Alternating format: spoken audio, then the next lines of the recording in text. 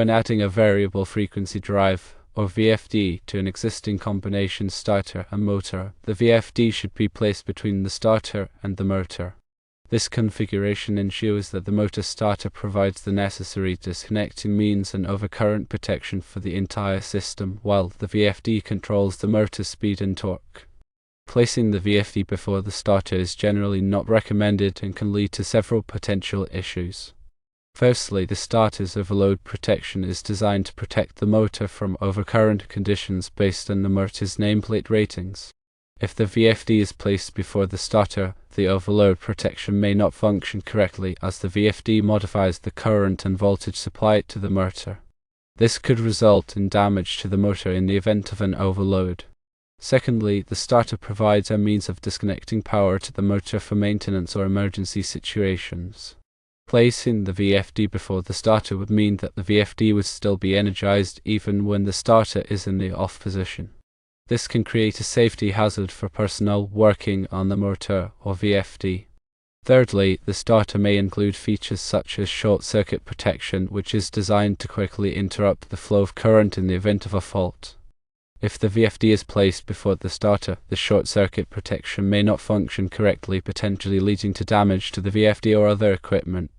Here's a more detailed explanation of why placing the VFD between the starter and the motor is the preferred configuration. When the VFD is installed between the starter and the motor, the starter acts as a disconnecting means, providing a safe way to de-energize the entire motor and VFD system for maintenance or in an emergency. This is crucial for safety. The starter's overload relays are designed to protect the motor from overcurrent conditions. By placing the VFD after the starter, the overload protection remains effective because the VFD output is directly monitored and any overcurrent situation can trip the overload relay. The combination starter typically includes a circuit breaker or fuses which provide short circuit protection for the motor and the VFD. This protection is essential to prevent damage from fault currents. Now let's discuss why placing the VFD before the starter is not a good idea. If the VFD is placed before the starter's overload protection may not function correctly. The VFD modifies the voltage and current supplied to the motor, and the overload relay may not accurately detect an overcurrent condition. This can lead to motor damage. The starter serves as a disconnecting means, allowing for safe maintenance and servicing of the motor and VFD. If the VFD is placed before the starter, the VFD would remain energized even when the starter is off, posing a safety risk. The short circuit protection provided by the starter may not protect the VFD if the VFD is placed before it. A fault in the VFD could lead to significant damage. To elaborate further on the proper installation, consider the following points. Firstly, ensure that the combination starter is properly sized for the motor and the VFD. The starter's horsepower rating and current capacity should match or exceed the motor's requirements. Secondly, verify that the wiring between the starter, VFD, and motor is correctly sized and installed according to the National Electrical Code or NEC and local electrical codes. Use appropriate conductors and terminations to ensure reliable and safe operation. Thirdly, set the VFD parameters correctly for the specific motor being used. This includes parameters such as voltage, current, frequency, and acceleration/deceleration rates. Consult the VFD manual for detailed instructions. Fourthly, ensure that the VFD is properly grounded to minimize the risk of electrical shock and to reduce electromagnetic interference or EMI. Follow the grounding recommendations provided by the VFD manufacturer and the NEC. Fifthly, provide adequate ventilation for the VFD to prevent overheating. VFD generate heat during operation, and insufficient ventilation can lead to premature failure. Install the VFD in a location with adequate airflow, or use forced air cooling if necessary. Sixthly, consider using line reactors or filters to mitigate harmonics generated by the VFD. Harmonics can cause problems with other electrical equipment and can also increase energy consumption. Line reactors or filters can help to reduce these harmonics. Seventhly, perform regular maintenance on the VFD and motor to ensure optimal performance and longevity. This includes checking for loose connections, cleaning dust and debris, and inspecting for signs of wear or damage. Eighthly, use shielded cables for the motor leads to reduce electromagnetic interference or EMI and ensure compliance with regulatory requirements.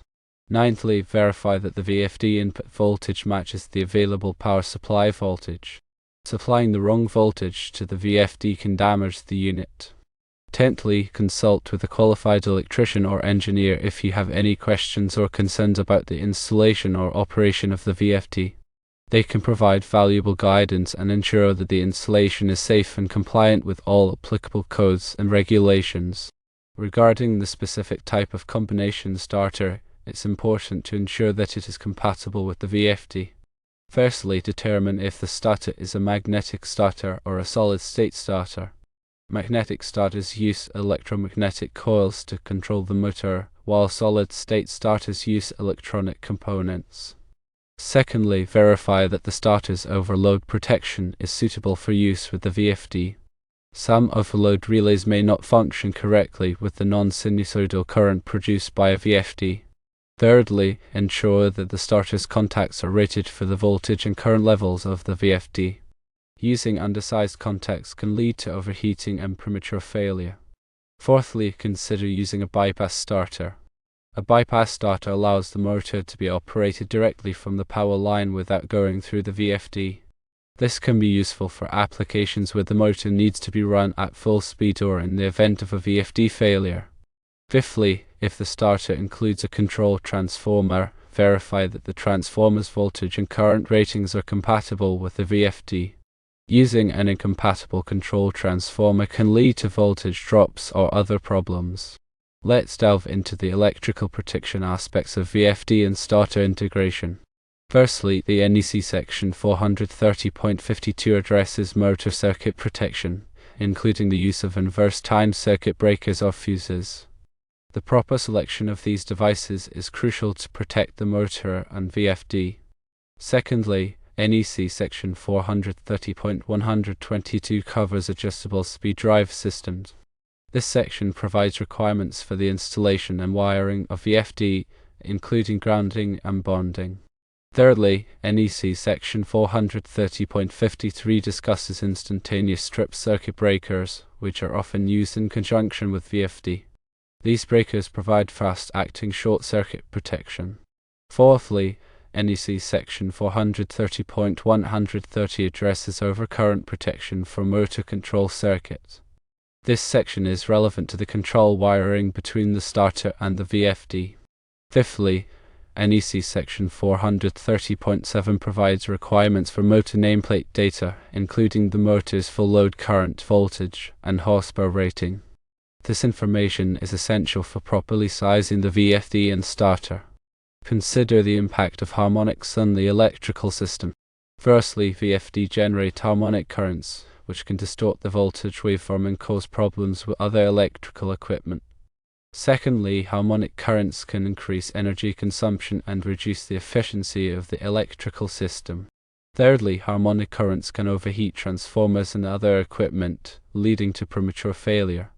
Fourthly, to mitigate harmonics, consider using line reactors, harmonic filters, or multi-pulse VFD. Fifthly, conduct a harmonic analysis of the electrical system to determine the level of harmonic distortion and to identify potential problems.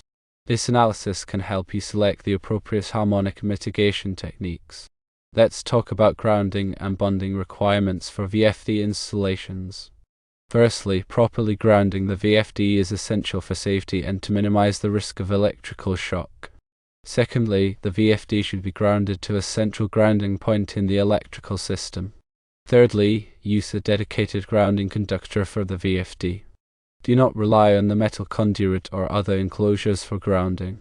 Fourthly, bond all metal parts of the VFD and motor to the grounding system. Fifthly, follow the grounding recommendations provided by the VFD manufacturer and the NEC. Consider the effects of electromagnetic interference for EMI on the VFD and other equipment. Firstly, VFD can generate EMI, which can interfere with the operation of other electronic devices. Secondly, to minimize EMI, use shielded cables for the motor leads and control wiring. Thirdly, install filters on the VFD input and output to reduce EMI. Fourthly, ground the VFD and motor properly to reduce EMI. Fifthly, separate the VFD and motor from sensitive electronic equipment. Lastly, regarding safety, always follow safe electrical work practices when installing and maintaining VFD and motors. Firstly, de-energize the circuit before working on any electrical equipment. Secondly, use appropriate personal protective equipment or PPE, such as gloves and safety glasses.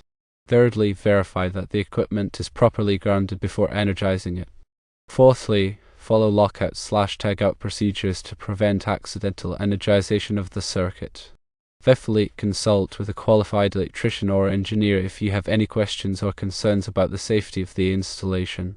Remember, proper placement of the VFD between the starter and motor ensures optimal protection and control, maintaining the integrity of the electrical system and safeguarding equipment.